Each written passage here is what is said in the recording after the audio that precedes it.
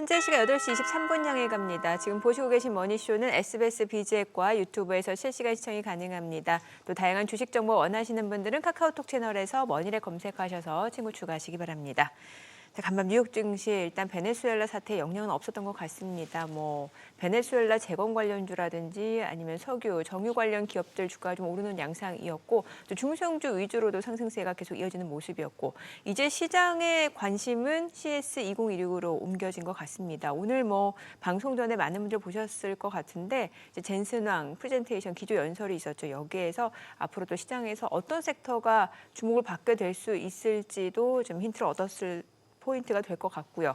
자, 그런 측면에서 오늘 또 특별하신 분 모셨습니다. 한동대학교 AI융합부 김학주 교수님 함께합니다. 어서 오세요. 네, 안녕하십니까? 네, 오랜만에 출연이신 것 같은데 요즘 뉴욕 증시 일단 또 오랜만에 오셨으니까 지난해 뉴욕 증시 한 주 또 한 해를 어떻게 보셨는지 좀 짚어보면서 올 한 해는 또 뉴욕 증시에서 어떤 게 화두가 되는지 이 부분 좀 먼저 짚어보면 좋을 것 같습니다.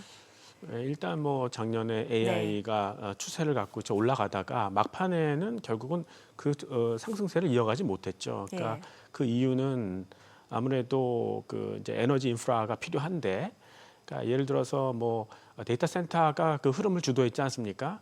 그러니까 이제 그 전에는 이제 빅텍들, 아마존이나 구글 같은 데가 데이터 센터에 투자를 했었는데 걔네들은 돈이 있죠. 네. 자체 자체 현금이 있지만 이제 그 세컨 티어에 있는 친구들, 그러니까 예를 오라클이라든가 이런 쪽은 은행 대출을 받아야 되잖아요. 근데 은행 입장에서는 그 사업성을 검토를 해야 되는데 그럼 학습에서 추론으로 넘어갔다.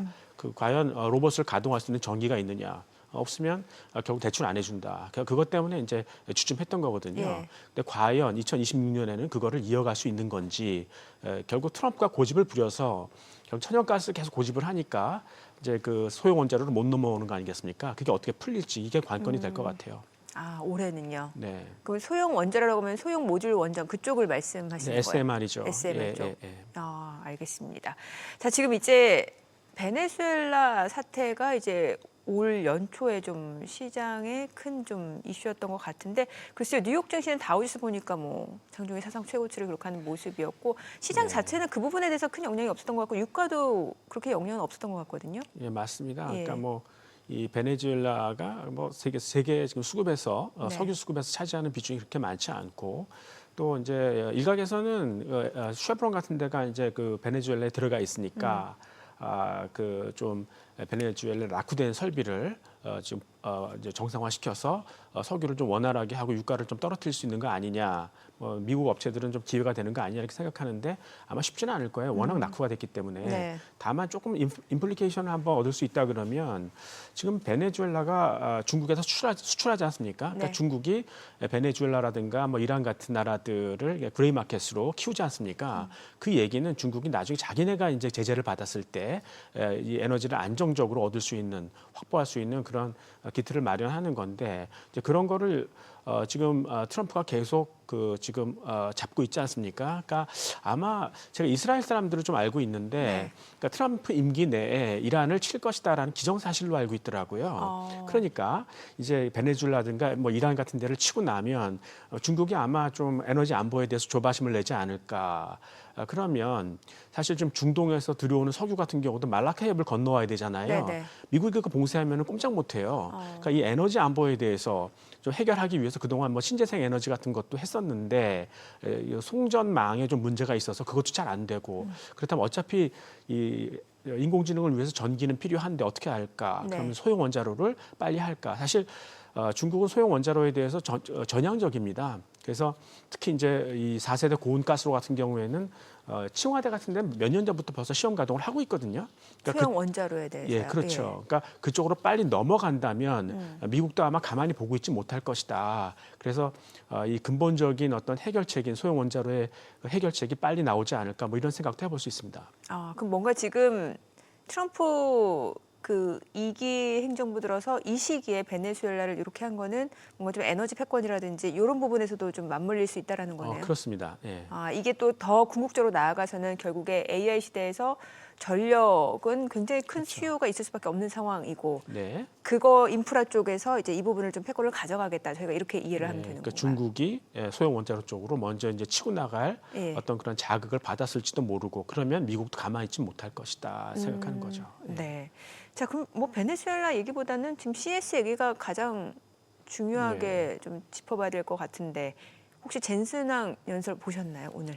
예, 뭐 대충 뭐 네. 할 얘기 많이 했었죠. 예, 근데 뭐 그 친구도 이제 그 학습에서 추론으로 넘어가게 되니까 학습에서 이제 추론으로. 네네. 예. 그러니까 지금까지는 뭐 그 데이터 센터 위주로 그러니까 작년에 뭐 화두도 결국은 다 반도체 아니겠습니까? 그렇죠.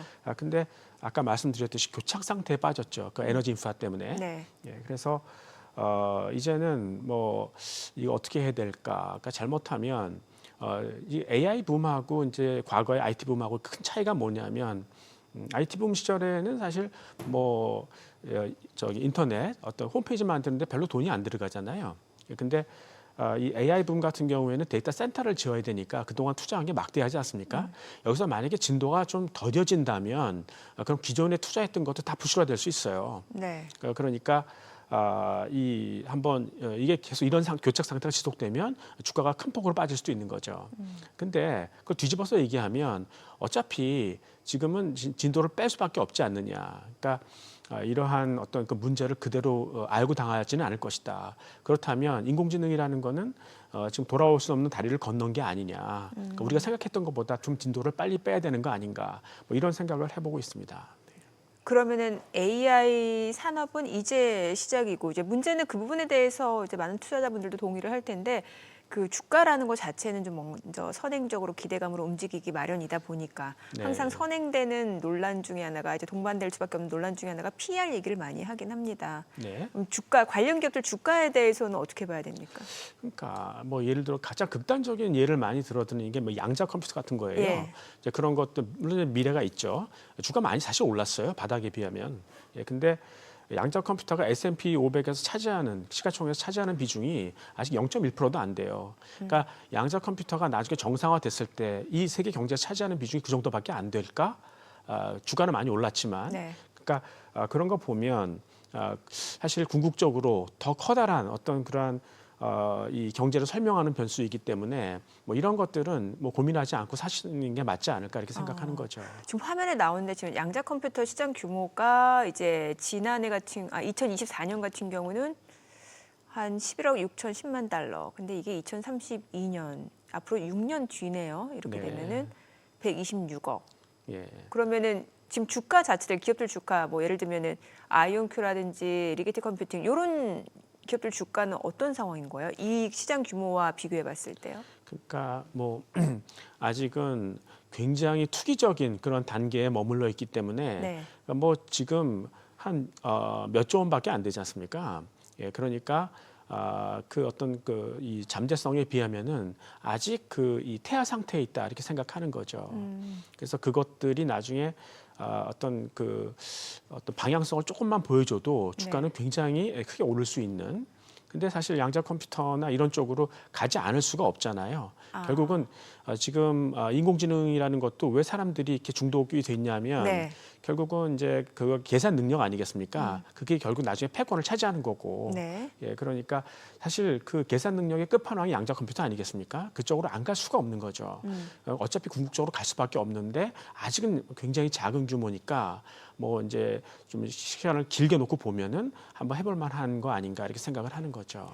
사실 이게 양자 컴퓨터라는 게 이제 뭔가 실생활에서 딱 아직 와닿지가 않는데 네. 이제 제가 막연하게 드는 생각은 그러니까 AI 이제 인공지능 시대에서는 뭔가 연산 수요가 늘어날 수밖에 없는데 이 연산 수요가 늘어나는 데 있어서 또 속도도 굉장히 중요하고 그 양자 컴퓨터 도입은 불가피한 상황이고 이 연산의 속도가 굉장히 빨라진다. 이렇게 이해를 하면 될까요? 예, 그러니까 뭐 지금 게임 체인저라 그러죠. 예. 이 산업에 있어서 예를 들어 신약을 개발한다. 네.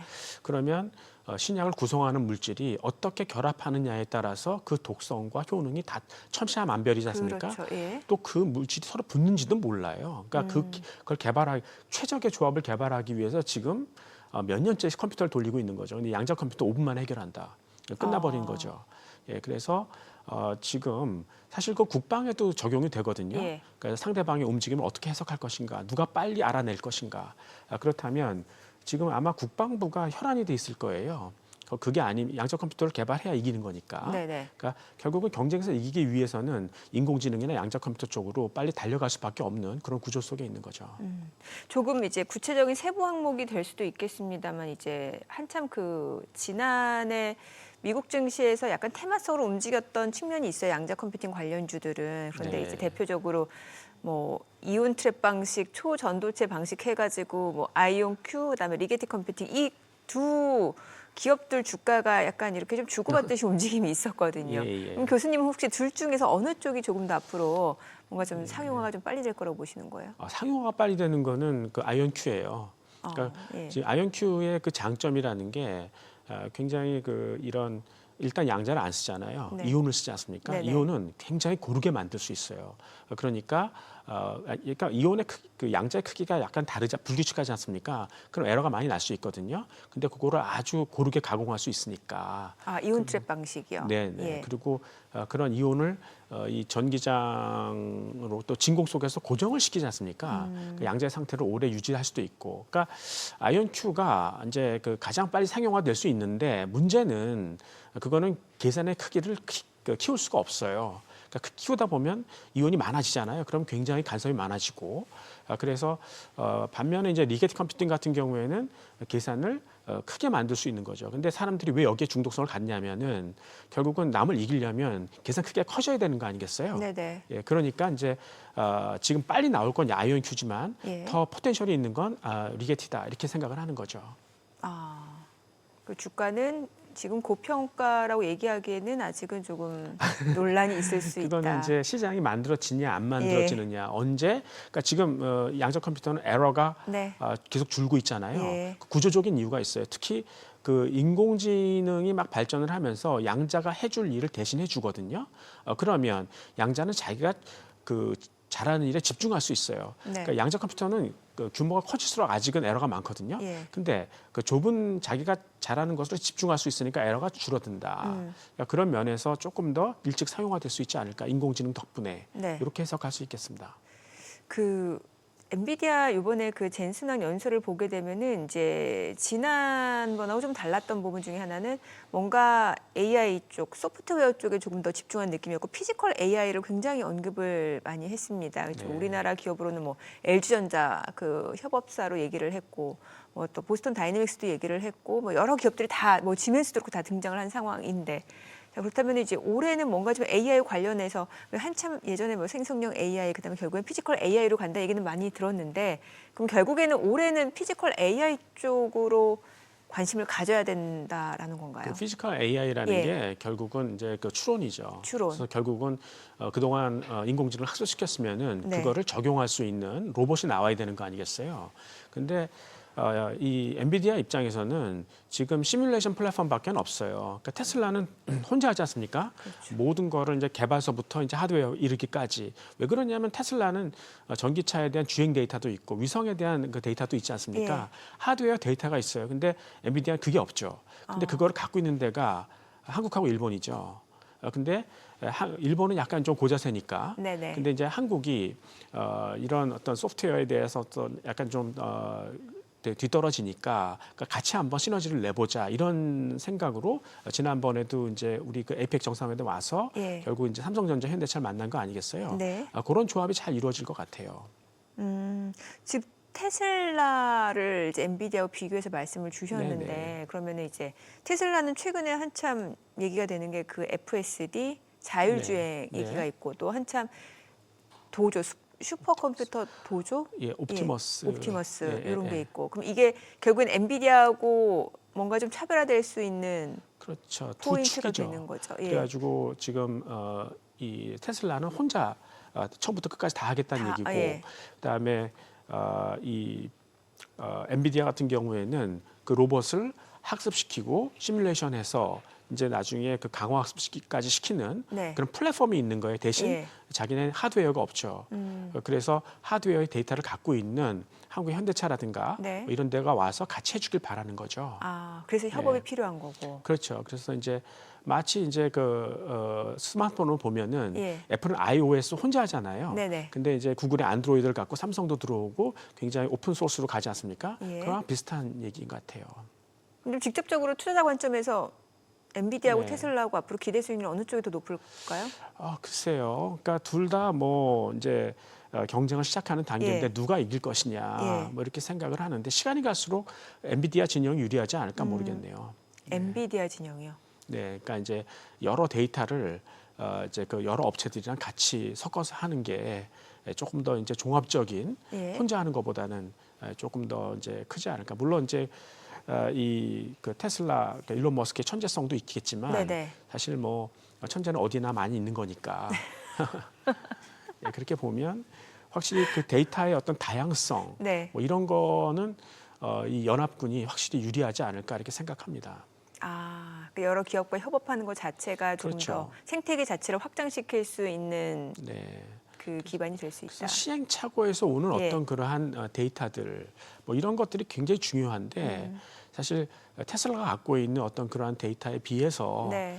이 여러 업체들이 함께 어우러진 게 확실히 그 이런 차별성, 변별성을 나타낼 것이다 생각하는 거죠. 근데 얼마 전에 그 이제 저희가 엔비디아 하면은 이제 따라오는 바로 연관되는 그 단어가 GPU 네네. 그리고 이제 최근에 이제 구글 TPU 네네. 가 나오면서 뭔가 이제 엔비디아 기업들이 의존도를 좀 낮추려 한다. 물론 이제 TPU라는 것 자체가 뭐 GPU를 대체할 수 있는 건 아니고 약간의 조금 별개 조금 대체까지는 아니더라도 조금 네. 수요가 다를 수는 있겠습니다. 이 부분에 대해서는 그럼 어떻게 보시는 거예요? 그러니까 그 GPU라는 거는 예. 과거에 인공지능을 학습시킬 때 그 데이터 센터에서 학습을 시킬 때 그때는 굉장히 다양한 계산을 해야 되잖아요. 네네. 그러니까 굉장히 이 GPU는 범용적인 어떤 계산을 그렇죠. 하는 예. 칩이에요. 반면에 이제 추론으로 넘어가게 되면 특화된 기능만 하지 않습니까? 네. 그 FPGA라든가 예. 그다음에 ASIC 예. 그다음에 이제 TPU도 마찬가지예요. 예. 굉장히 이 행렬의 곱이라든가 어떤 딥러닝에 굉장히 특화된 그런 연산에 적합한 거죠. 네. 그러니까 지금 시장의 관심은 확실히 어떤 특화된 기능 쪽으로 많이 가 있는 건 사실이에요. 하지만 아직 글쎄요 학습이 끝났습니까? 그러니까 네. 지금 인공지능이 똑똑하냐 그거죠. 그러니까 가끔 이제 챗GPT 써보면 거짓말하지 않습니까? 걔가 그렇죠. 양심이 없는 건 아니잖아요. 예. 모르니까 그런 말을 하는 거 아니겠습니까? 뭔가 뭐 도덕성이 탑재된 건 아니고. 예. 그러니까 결국은 자기가 어떤 대답을 할 때 두 번 생각하지 못하고 예. 그러니까 자기의 생각을 올바른지 검사하지 못하는 그러니까 그런 것들이 앞으로는 더 추가가 될 거예요. 그럴수록 이 반도체 수요도 늘어날 거 아니겠습니까? 지금 우리나라가 이제 메모리 반도체 수요가 좋죠. 그것도 이 학습에서 추론 넘어가면서 이제 뭐 GPU라든가 메모리 반도체 수요는 꺾일 거야 이렇게 생각했었습니다.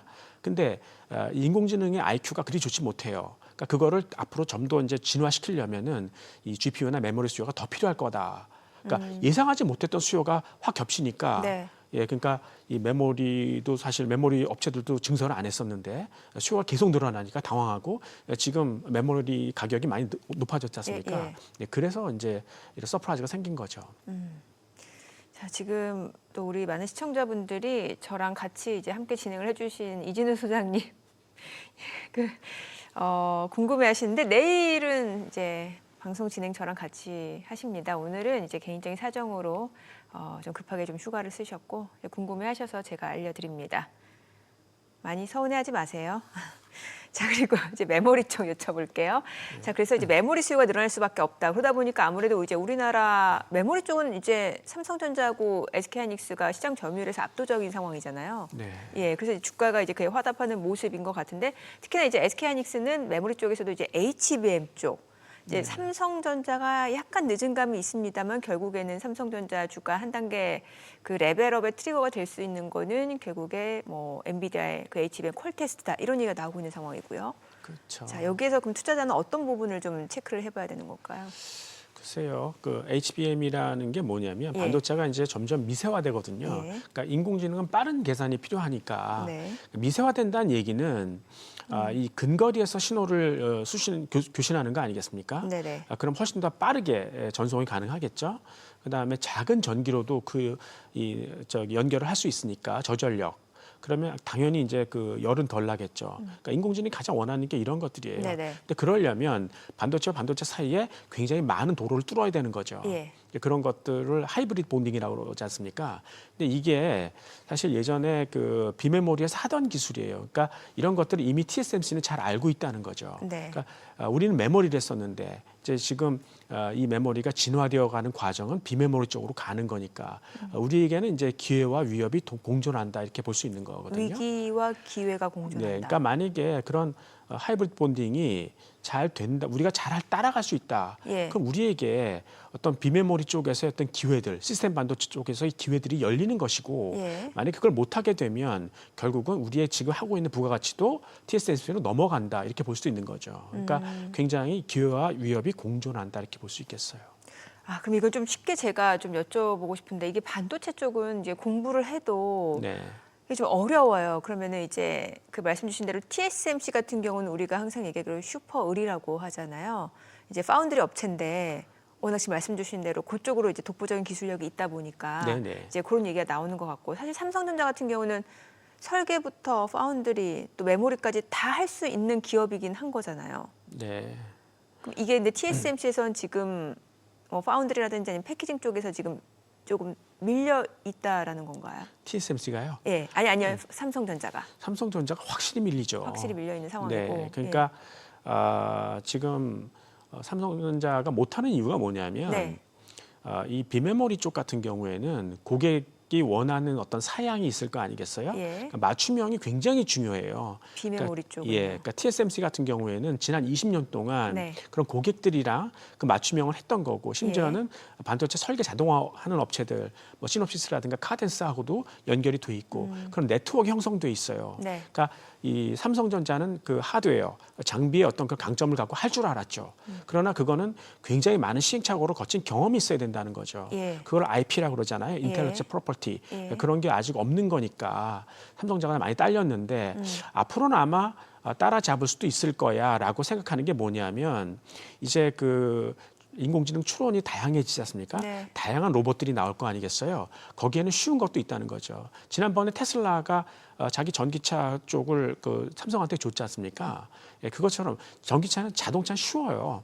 아, 그러니까- 그쪽에만 특화된 예, 그러니까 거면 되니까. 그 자동차의 예. 그 이 에이지 같은 경우에는 그거는 그냥 성능보다는 그 기능의 어떤 안정성을 따지는 거니까. 근데 그런 것들이 많다 보면, 그러니까 이제 좀 삼성전자가 할 만한 것들이 많아지다 보면 삼성전자도 고객을 갖게 될 것이고, 네. 그리고 이제 이 맞춤형의 어떤 스킬들이 쌓일 거 아니겠어요. 예. 예, 그러면서 이제 좀 따라잡을 수 있을 것이다. 그런 기대가 지금 주가에 반영되고 있는 것이죠. 그럼 교수님은 개인적으로 지금 반도체 쪽에서는 어떤 쪽을 가장 유망하게 보시는 거예요? 반도체요. 예, 뭐 미국도 그렇고 우리나라 기업도 포함해가지고요.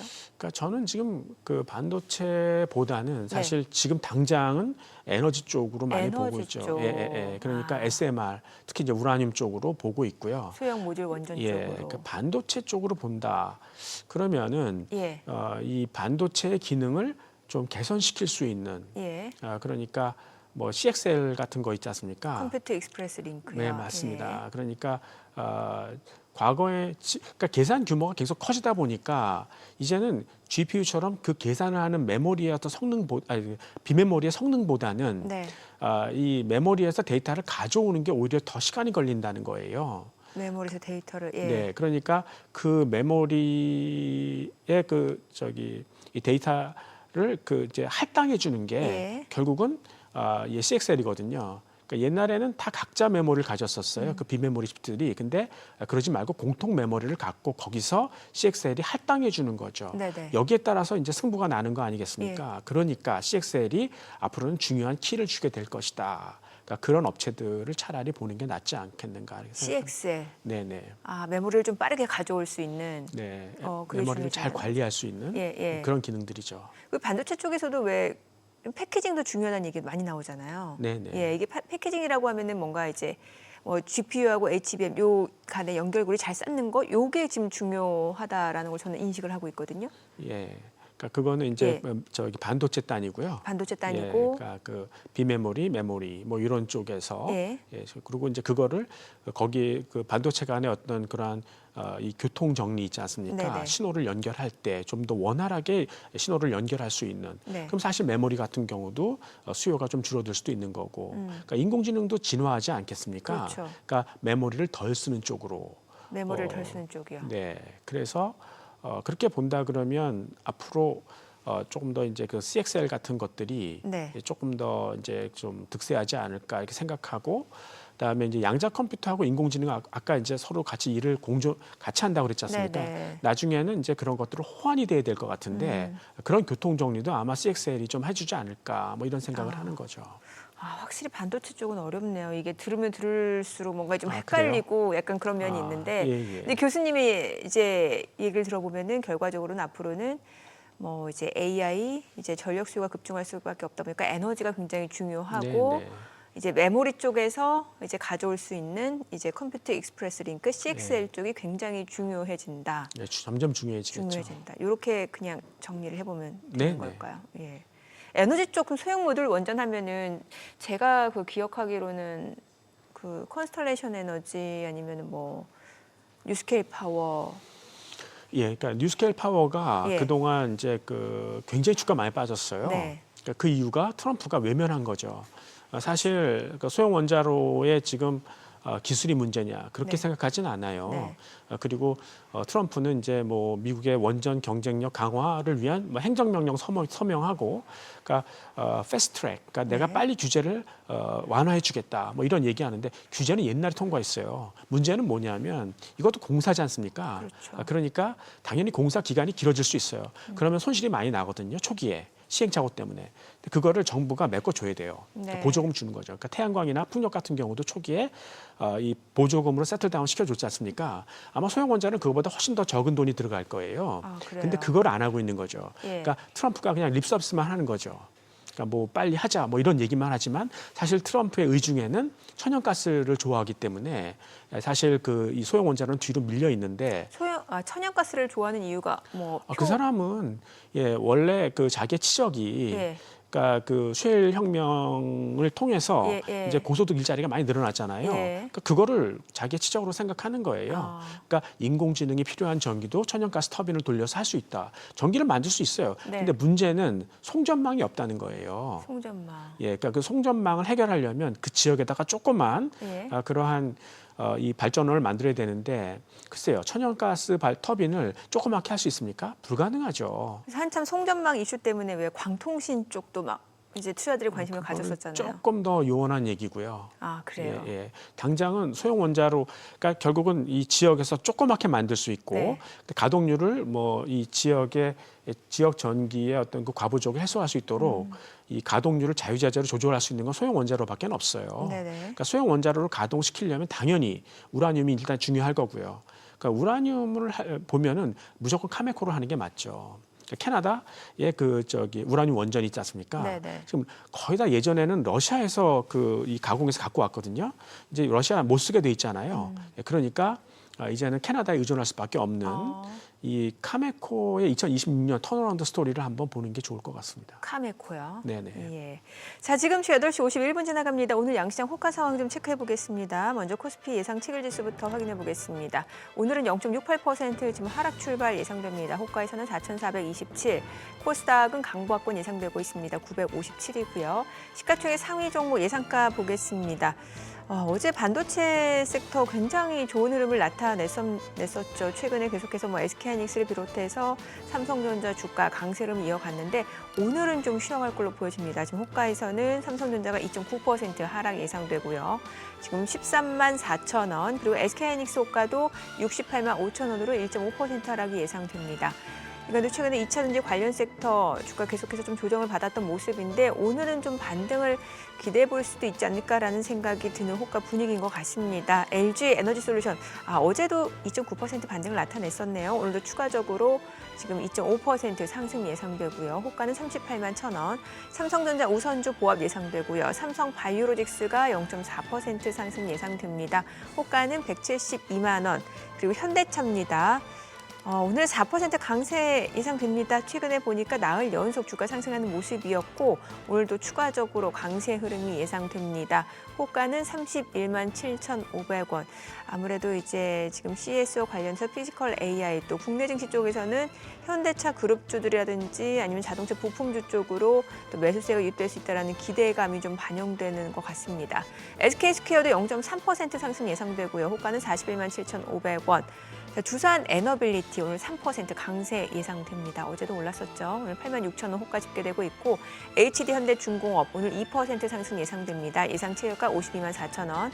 한화 에어로스페이스 어제 방산주들이 좀 오르는 모습이었는데 오늘은 좀 일부 좀 물량들이 나올 걸로 보여집니다. 지금 호가는 100만 1천 원. 저것도 뭐 어제 많이 올랐었죠. 코스닥 시가총액 상위 종목 예상가도 보겠습니다. 알테오제인 약보합 출발 예상됩니다. 오늘 지금 호가는 46만 8천 원. 에코프로비엠 오늘 3% 강세가 예상되고 있습니다. 15만 300원. 어제도 2.8% 반등을 보여줬었고요. 에코프로도 오늘 6% 추가적인 상승세가 예상됩니다. 지금 호가는 9만 6천 원으로 집계가 됩니다. 에이벨바이오 하락 출발 예상되고요. 예상 체결가 21만 원. 레인보 로보틱스입니다. 48만 6천 원, 1.9% 상승 예상되고 있고요. 리가캠바이오는 하락 출발 예상됩니다. 호가는 17만 5,200원. HLB가 1.8% 상승 예상되고요. 예상가 5만 4,900원. 코롱티슈는 보합 예상되고 있고요. 펩트론 25만 5천 원으로 하락 출발 예상되고 삼천당제약 예상 체결가는 24만 500원으로 5% 하락 출발 예상되고 있습니다. 자, 이제 개장까지 6분 남았습니다. 사실 교수님이 뭐 반도체라든지 AI 쪽이라든지 원전, 에너지 이쪽 관심을 갖고 계신 건 아십니다만 그래도 예전에 리서치 센터장 출신이셨잖아요. 네네. 시장 흐름 전반적으로는 올해 어떨 것 같다고 보여지세요? 글쎄요, 이제 2026년 5월 달에 이제 그 페드 의장이 바뀌지 않습니까? 네네. 뭐 케빈 워시가 되든 케빈 헤셋이 되든 결국은 이제 금리를 내릴 사람이라고 생각하는 거 아니겠습니까? 네. 근데 이제 금리를 내렸는데 인플레가 오히려 떨어지면 어떻게 될까요? 그러면은 더 자신감을 갖고 금리를 내릴 거 아니겠습니까? 그렇죠. 나는 그렇게 생각하거든요. 왜 그러냐면 지금의 인플레이션이 이제 수요에 의해서 촉발된 게 아니고 전형적으로 비용 유발된 거지 않습니까? 코스트 푸시 인플레이션이죠. 근데 그 중에 가장 커다란 게 그러니까 미국의 가계 지출 중에 가장 큰 부분이 거주비 아니겠어요? 네. 과거에 금리가 올라가면서 모기지 금리도 4%대에서 7%대까지 올라갔다고요. 근데 미국 사람들은 고정금리를 내잖아요, 모기지는. 그러니까 별로 다치는 사람이 없었는데 시간이 가면서 갱신될 거 아니겠어요? 그럼 고금리에 노출되는 사람들이 계속 늘어나고 있어요. 그렇죠. 지금 20%까지 늘었다는 거예요. 예. 그러니까 미국의 인플레가 지금 잘 안 떨어지는 이유가 뭐냐면 그런 거예요.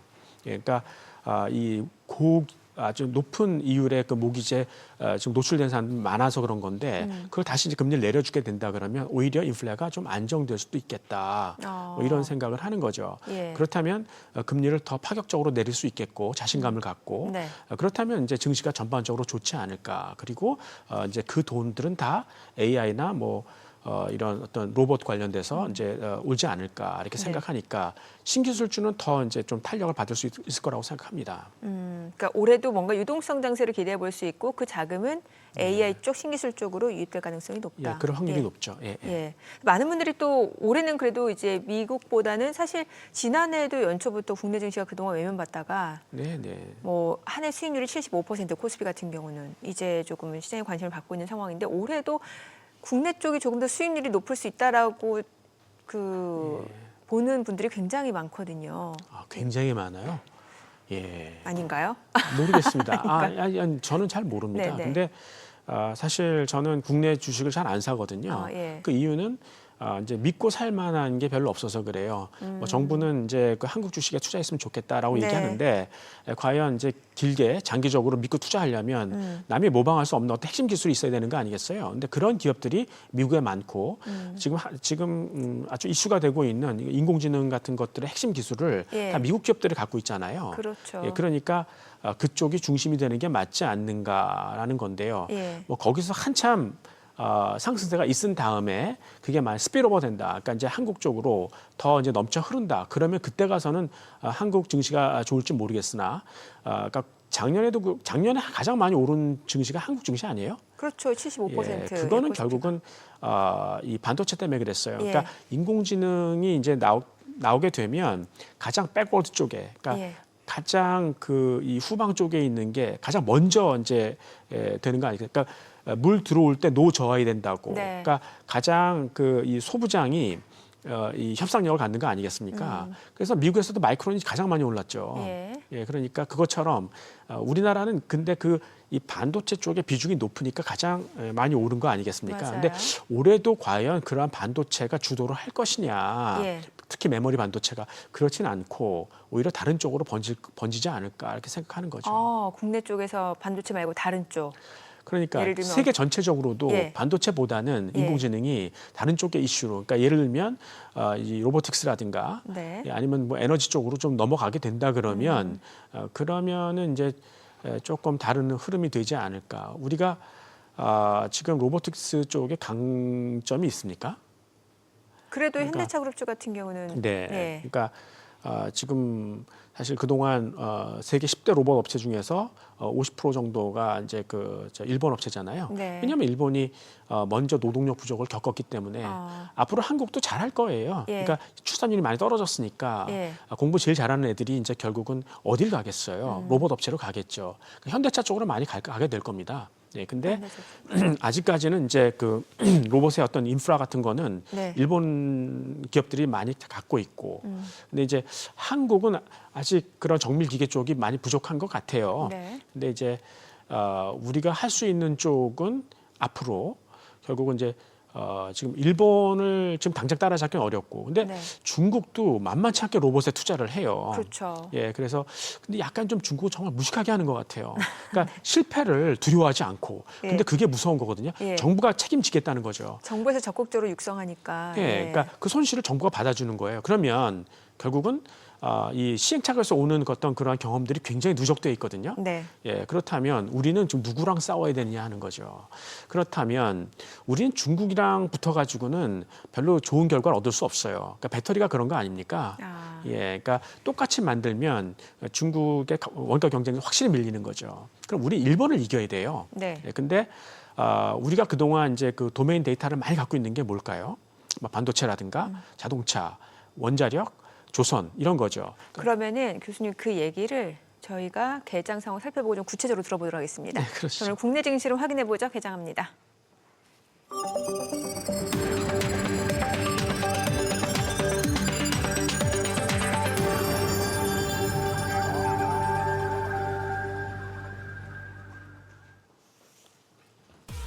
네, 1월 6일 화요일 국내 증시 개장했습니다. 어제 코스피 코스닥 흐름 굉장히 좋았고요. 특히 이제 반도체 섹터의 강세가 이어지는 모습이었고 또 장비주라든지 소재 부품까지도 온기가 확산되는 양상이었습니다. 이제 오늘 이제 새벽에 많이들 보셨을 것 같아요. CES 이제 기조연설, 젠슨왕의 기조연설이 있었고 여기에서는 차세대 이제 베라루빈이라든지 아니면 베라루빈 양산 소식 나왔고 또 여기에다가 로보틱스와 관련해서 피지컬 AI의 중요성이 지금 화두가 되고 있는 모습이고 또 오늘 코스피 같은 경우는 호가에서는 약간 좀 쉬어갈 수 있겠습니다만 섹터별로는 약간 차별화된 움직임이 예상이 됐던 것 같습니다. 저는 양시장 출발 지수 보겠습니다. 코스피가 오늘 4,440.47, 0.3% 하락이고 코스닥은 강보합권으로 958이죠. 시가총액 상위 종목 시초가 보겠습니다. 오늘 삼성전자 지금 현재 1.8% 떨어집니다. 13만 5,400원. 최근에 이거를 연속 7%대 강세를 보여줬었는데 오늘 일부 물량 나오면서 좀 쉬어가고 있는 상황이고요. SK하이닉스도 1% 하락합니다. 68만 7천 원. LG에너지솔루션 오늘 반등 흐름 이어갑니다. 1.48% 올라갑니다. 37만 6,500원이고 삼성전자 우선주는 2% 떨어집니다. 99,700원. 삼성바이오로직스가 0.6% 상승합니다. 172만 4천 원에 거래되고 있고요. 현대차가 5% 이상 강세를 보여주고 있습니다. 아무래도 지금 이제 CES가 개막이 되면서 피지컬 AI가 시장에 다시 한번 지금 화두가 되고 있는 모습이고 이제 로봇 쪽에서는 현대차 그룹주들이 또 로봇 쪽에서는 좀 대표적인 기업으로 지금 투자자들 관심을 받고 있는데 6% 강세입니다. 32만 4천 원에 거래되고 있습니다. HD현대 중공업도 3% 올라갑니다. 52만 9천 원. 그리고 두산 에너빌리티도 2.6% 상승 보여주고 있습니다. 8만 5,400원. 지금 다시 한번 그리고 뉴욕 증시 쪽에서도 에너지 관련주, SMR 또 원전 섹터가 힘을 내주는 모습이었고 오늘 국내 증시 쪽에서도 두산 에너빌리티 어제도 흐름 좋았거든요. 오늘 추가적으로 올라갑니다. 한화 에어로스페이스는 차익 실현 물량이 좀 나옵니다. 99만 8천 원에 거래되고 있습니다. 코스닥 시가총액 상위 종목 시초가도 보겠습니다. 알테오젠이 0.7% 떨어집니다. 지금 46만 5천 원. 에코프로비엠은 0.8% 상승합니다. 14만 7천 원이고 에코프로가 3.7% 올라갑니다. 9만 3,600원. ABL바이오는 좀 떨어집니다. 20만 7천 원에 거래되고 있고요. 레인보로보틱스 48만 원 0.7% 올라갑니다. 니가캔바이오가 1.3% 하락합니다. 17만 3,900원이고 HLB가 3.7% 상승 보여주고 있습니다. 5만 5,900원. 최근에 보니까 닷새 연속 상승세고요. 지금 외국계 창구 쪽에서도 매수 주문 들어옵니다. 일단은 지금 바이오 섹터 이제 헬스케어 컨퍼런스를 앞두고 있는 상황에서도 다시 한번 또 주가 상승 모멘텀이 이어질 수 있을지도 좀 체크해 보시면 좋을 것 같고 다만 이제 보시다시피 바이오 섹터 내에서 종목별로는 희비가 엇갈리고 있습니다. 아마 뉴욕 증시 쪽에서도 노보노디스크는 이제 경구용 비만 치료제 얘기가 나오면서 일라일리와 희비가 엇갈리는 모습이었거든요.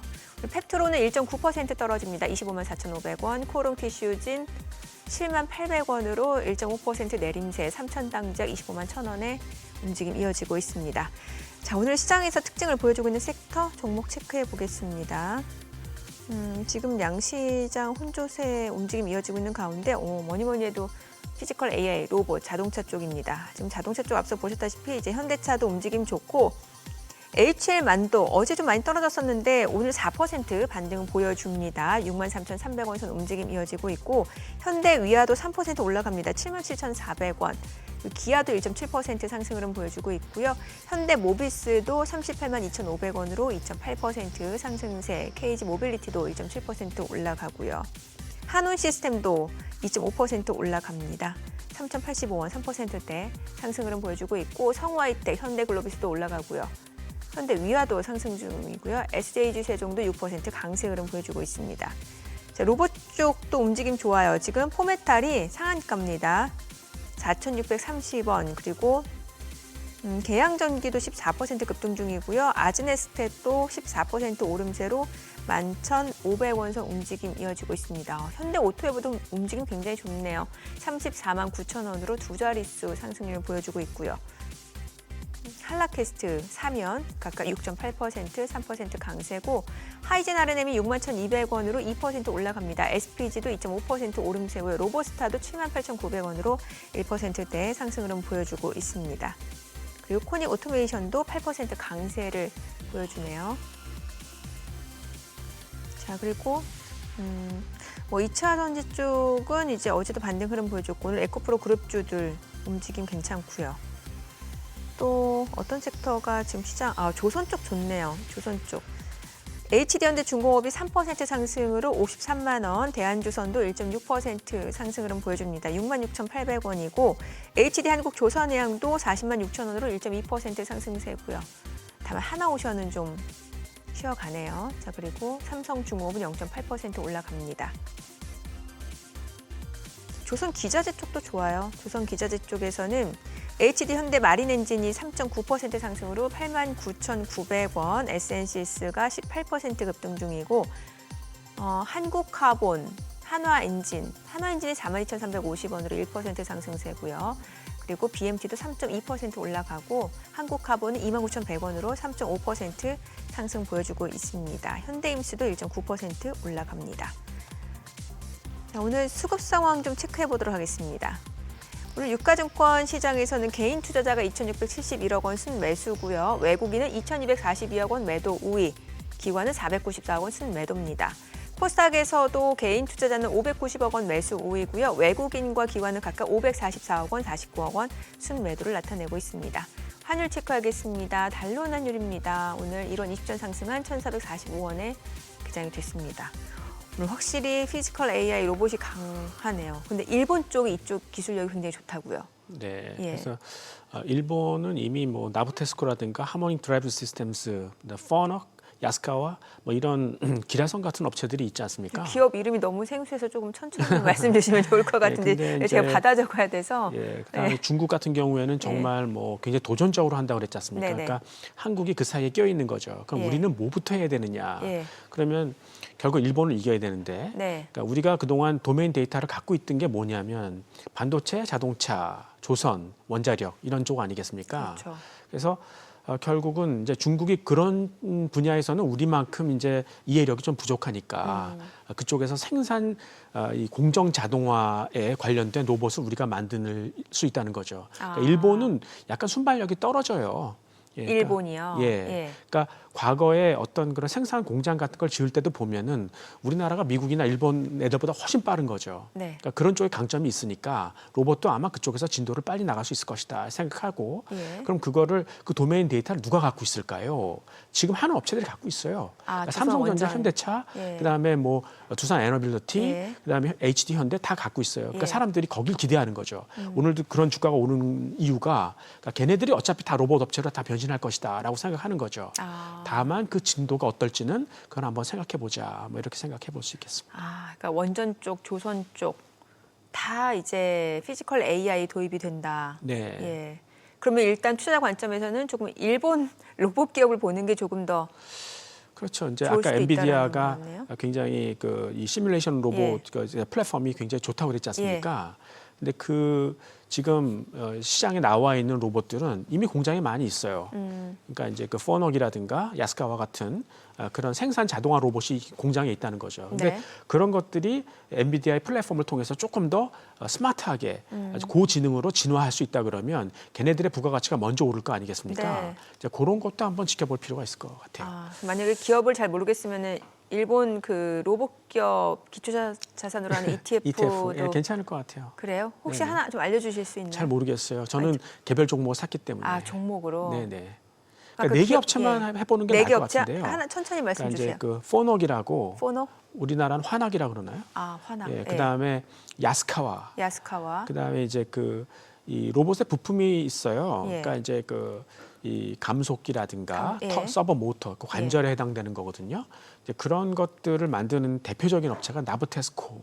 나부테스코. 예. 그리고 이제 하모닉 드라이브 시스템즈라고 네. 하모닉 네. 드라이브 시스템즈. 만약에 테슬라가 이제 자율주행을 만들어도 거기에 들어가는 아니면 옵티머스를 만들어도 네. 거기에 들어가는 이제 이 부품들 감속기나 이런 것들은 하모닉을 쓸 거예요. 그 예전에 보면 영상이 좀 되긴 했습니다만 그 옵티머스가 그 달걀을 쥐는 모습 네네. 이게 굉장히 혁신이라는 거잖아요. 그렇죠. 근데 거기에 들어간 이제 부품을 그렇게 하모닉.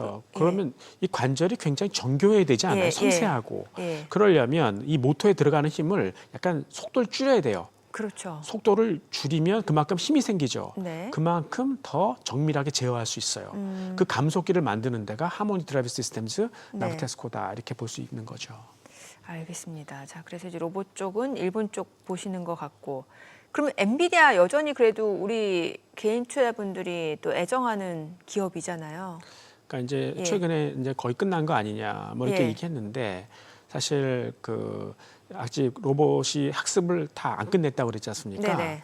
그러니까 더 데이터 센터도 많이 만들어야 될 거고 그 다음에는 이제 사람들이 잘 모르고 있는 게 뭐냐면 네. 학습에서 추론으로 넘어갈 때 그 예. 중간에 뭐가 있어요? 시뮬레이션이라는 게 있는 거죠. 만약에 학습을 했는데 현장에 가서 약간 엉뚱하게 행동하면 어떻게 될까요? 학습된 대로 하지 않고 그렇죠. 그럼 이제 사고 나는 거 아니겠습니까? 예. 이제 그래서 그거를 이제 학습된 대로 현장에서 활동할 수 있도록 이런 시뮬레이션 플랫폼을 누가 갖고 있냐면 거의 독점적으로 갖고 있는 게 엔비디아, 구글이에요. 네. 그러니까 이 여전히 학습으로 넘어간다 하더라도 시뮬레이션이라는 게 있기 때문에 그 주인공은 엔비디아일 것이다 이렇게 생각하는 거죠. 왜 작년 하반기 들어서 또 구글 TPU 나오고 또 제미나이 나오면서 많은 분들이 또 이제 알파벳으로 또 갈아타신 분들도 꽤 있거든요. 네. 예. 그럼 이거는 뭔가 이제 대체라기보다는 굳이 선택한다고 하면은 네.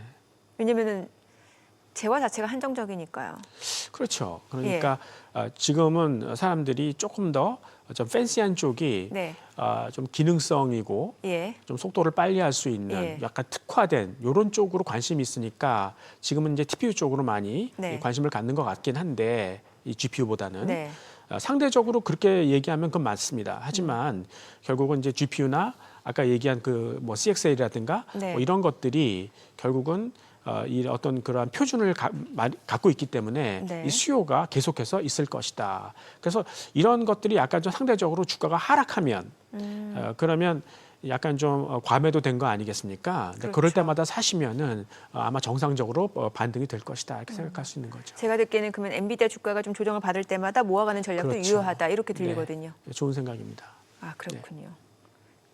SK 하이닉스와 삼성전자 둘 중에서는 그러니까 앞으로 지금까지는 하이닉스가 일방적으로 이겼잖아요. 그렇죠. 예. 근데 아까 그 삼성전자가 갖고 있는 게 뭐냐면 얘는 비메모리를 했었잖아요. 네. 근데 메모리도 비메모리화 되어 가는 거예요. 예. 그렇다면 앞으로 이제 HBM 3, 4까지는 이제 하이닉스가 우월했는데 네. 그 5로 넘어가잖아요. 그때는 삼성전자는 그 비메모리의 그 역량까지 넣어서 과감하게 설계할 수 있다는 거예요. 그러니까 그때부터 오히려 삼성전자가 우월해질 수 있다. 뭐 이렇게 생각하는 거고 특히 이제 지금 TSMC하고 하이닉스, 그러니까 TSMC가 하이닉스를 하수인처럼 부리면서 지금 완전히 독점 체제로 가는 거 아니겠어요? 네. 그러니까 엔비디아를 비롯한 세계 모든 이 반도체 설계업체들이 다 삼성전자를 응원해요. 그러니까 지금 사실 TSMC가 엔비디아한테 갑질을 하거든요. 예. 그러니까 삼성전자가 너희가 비메모리 생산, 그런 메모리 HBM까지도 한 집에서 같이 한다 그러면 이 TSMC하고 이 하이닉스를 한꺼번에 견제해 주는 것이다. 그러네요. 그리고 그걸 한 집에서 하지 않습니까? 예. 그럼 생산 공장도 단순해져요. 예. 그러면 비용 절감도 되는 거죠. 그러니까 가급적인 기회를 삼성전자한테 많이 주려고 노력을 하는 거죠. 그럼 삼성전자가 주주 입장에서도 좋고 그렇죠. 그러네요. 사실 확실히. 하이닉스는 예. 앞으로 진화될 그런 어떤 메모리 HBM에 대해서 사실 그 TSMC에 많이 의존하는 편이거든요. 네. 근데 삼성은 자기가 독자적으로 해결하겠다는 그렇죠. 거니까 예. 만약에 비전을 본다면 삼성전자가 훨씬 크죠. 비트코인 크립토 쪽도 좀 보시죠? 별로 좋아하진 않아요. 아, 그래요? 아니 왜냐면 오랜만에 그동안 사실 좀 막 많이 떨어졌잖아요. 그래서 네. 오랜만에 지금 보니까 좀 올라선 상황이라서 좀 여쭤보고 지금 94,000달러 회복이 됐는데 네. 좋아하진 않으시면 전망은 하실 수 있잖아요. 근데 그러니까 이제 금리를 내릴 거고 네. 앞으로 더 크게 내릴 것 같으니까 네. 그러니까 이제 비트코인은 좀 이제 반등을 하는 거죠. 그러니까 그 자체가 뭘 얘기하냐면 비트코인이 아직도 투기 자산이라는 거예요. 그러니까 그 금리에 의존한다는 것 자체가. 예. 근데 이제 그동안 비트코인을 끌고 왔던 게 결국은 시소성 아니겠습니까? 그러니까 2,100만 개까지만. 이제 앞으로 채굴할 때마다 더 많은 비용이 들어갈 것이다. 더 이제 그래서 시소성이 있다. 뭐 이런 얘기를 하는데 이제 그 아이디어도 이제 많이 좀 식상해진 것 같아요. 네. 그래서 아마 2026년이 비트코인한테는 어떤 그런 분수령이 되지 않을까. 금리를 내렸을 때 정말 예전처럼 가격을 폭발시키면서 올라갈 수 있을 것인가. 아니면 그 희소성이라는 게 이제 식상해지면서 주저앉을 것인가. 어떤 방향성이 정해질 것 같습니다. 금도 안 좋아하시죠? 그러니까 금이라는 거는 그러니까 그동안 이제 돈이 지금 사실 시중에 너무 많거든요. 그러니까 이제 안 간 데가 없어요. 네. 그리고 이제 달러 가치에 대해서 의심을 하니까 이제 사람들이 인플레를 커버하기 위해서 이제 금을 샀던 건데 네. 만약에 인공지능이 진도가 좀 빨라져서 실적을 내기 시작했다 본격적으로 그러면 아마 금보다 더 빛나는 게 나타났다고 생각할 거예요. 그때는 금에 들어갔던 돈들이 이제 신기술 쪽으로 이제 넘어올 것이다. 아마 2026년이 그럴 한 해가 될 수 있을 것 같다. 그렇게 생각하는 거죠. 교수님 책 텐베거 포트폴리오 이거 제목이 굉장히 마음에 드는데 예. 텐베거를 기대할 수 있는 종목을 이 책을 보면 알 수 있는 네, 거예요. 그렇죠. 그래서 그 이제 인공지능 관련된 뭐 반도체, 그다음에 뭐 에너지 쪽, 예, 그리고 이제 그 로봇 쪽, 그다음에 애플리케이션 다 들어가 있거든요. 네. 예, 그런 것들을 좀 그 보고 그 여러 개 한 3, 40개 종목을 이제 분산 투자해 놓으면 그게 네. ETF가 되는 거잖아요. 예, 그렇죠. 예, 그렇게 하시면 될 것 같아요. 하지만 이제 개별 종목, 개별 기업이 괜찮다 그러면 그런 쪽을 직접 투자가 훨씬 더 좋을 수 있으니까. 그러니까 자신이 ETF를 만드는 게 훨씬 나을 거예요. 아, 스스로. 예, 그래서 제 책을 보고 예. 그 본인이 스스로 한번 ETF를 만들어 보시라고 이제 만들어낸 책이에요. 아, 그 이 종목을 바탕으로 좀 비중 예. 조절을 해가면서. 예, 그러니까 본인이 좋아하는 종목을 한번 예. 컬렉션 해보는 거죠. 혹시 오늘 오랜만에 나오셨는데 조금 더 해주실 얘기 있으세요?